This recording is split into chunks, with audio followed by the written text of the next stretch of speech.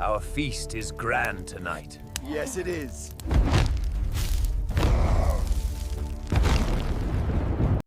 Every myth has an official story, but is it the truth? Welcome back to Myth Detective. When we imagine the thunder god, Thor, we see him flying through the stormy skies. His hammer, Mjolnir, held high, but he was not always flying. His primary mode of transport was a mighty chariot, and it was pulled not by majestic winged horses, but by two powerful, snarling goats. Their names were Tangrisnir, the Teeth Bearer, and the Teeth Grinder. But these were no ordinary animals. They were a divine paradox, a testament to the brutal, practical, and utterly bizarre nature of the Norse gods. They were not just Thor's loyal steeds. They were his eternal, self-resurrecting, emergency food supply.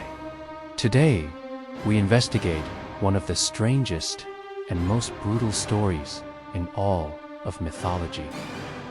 A tale of a magical feast, a broken bone, and the terrifying consequences of disrespecting a god's dinner. Our story opens with Thor on a journey to Jotunheim, the land of the giants, accompanied by his brother in mischief, Loki. As night fell, Kata, they sought shelter at the humble farm of a mortal family. Thor, a god with a colossal appetite, had nothing to offer his hosts for dinner except for his transportation. And so, he performed a grim yet practical miracle. He took his two goats, Tangrisnir, and slaughtered them, and had them cooked in a great pot for everyone to share. This act alone is shocking, revealing a god who would eat his own loyal steeds. But the true magic came with a single, strict instruction. Thor laid out the two goat hides on the floor and commanded the peasant family that they must, under no circumstances, break any of the bones. They were to throw all the bones, completely intact, onto the hides. The family, terrified and in awe, agreed to the strange request from the powerful god, who was both their guest and their provider. They feasted that night on the divine meat, a meal provided by the very creatures that had pulled their god to their doorstep. But the feast had a silent saboteur, Loki, the god of mischief. Ever eager to cause trouble, whispered to the farmer's young son. He spoke of the rich, delicious marrow hidden deep within the goat's thigh bone, a delicacy the boy had never tasted. Tempted by Loki's persuasive words, and perhaps driven by the hunger of a poor farm boy, made a fateful mistake. Secretly, he took a small knife and split one of the goat's thigh bones to suck out the marrow, before tossing the no-damaged bone onto the pile with the others. It was a small act of disobedience, a child's innocent crime committed in the shadows of a divine feast. The family finished their meal, their bellies full, completely unaware that this tiny transgression had sealed their fate, and was about to unleash the full, terrifying, and disproportionate wrath of the god of thunder. Loki's simple whisper had set the stage for a morning of divine judgment. The case was no longer about a meal. It was about disrespect.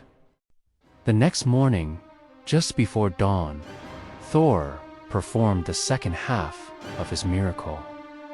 He took his great hammer, Mjolnir, raised it high, and blessed the pile of bones on the goat hides. Instantly, the bones knit back together.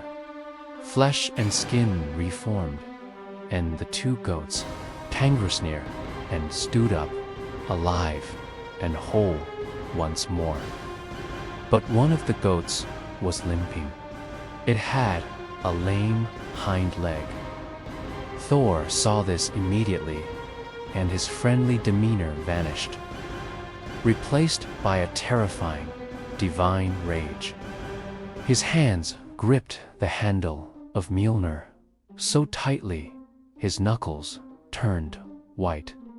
His eyes blazed with a light so intense that the peasant family felt they would be incinerated by his gaze alone. He let out a roar of fury that shook the small farmhouse to its foundations. He believed his sacred ritual had been deliberately mocked, his power disrespected.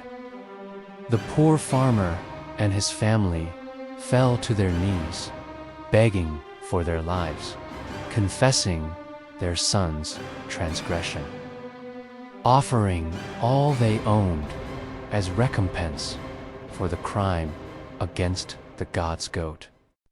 The story concludes with Thor's judgment. Seeing the family's genuine terror and repentance, his rage subsided, but his sense of divine justice demanded a price.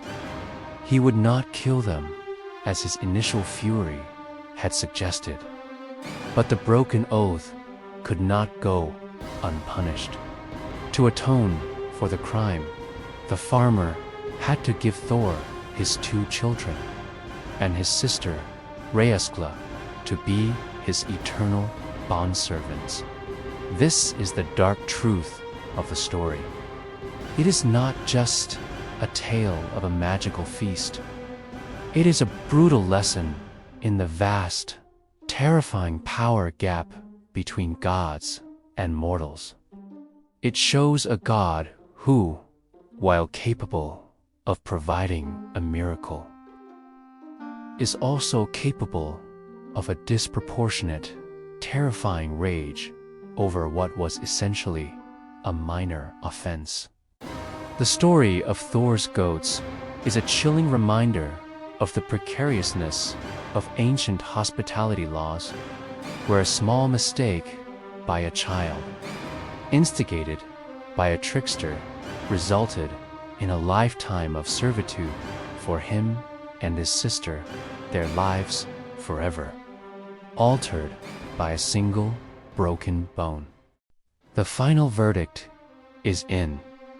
The story of Thor's goats is a powerful, if brutal, insight into the Viking worldview. It is a story about the absolute power of the gods, the sacredness of an oath, and the severe consequences of even minor transgressions. It's also a story about practicality. In a harsh world, even a god's mode of transport could double as his next meal. But most of all, it's a testament to the character of Thor himself. He is not a benevolent superhero. He is a powerful, dangerous, and often wrathful force of nature, whose sense of honor is absolute and whose justice is swift and severe.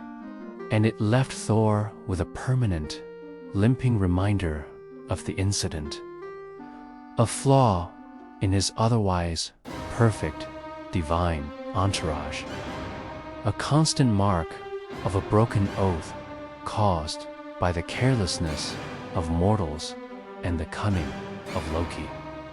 So, What do you think? Was Thor's rage justified? Or was it the brutal overreaction of an arrogant god?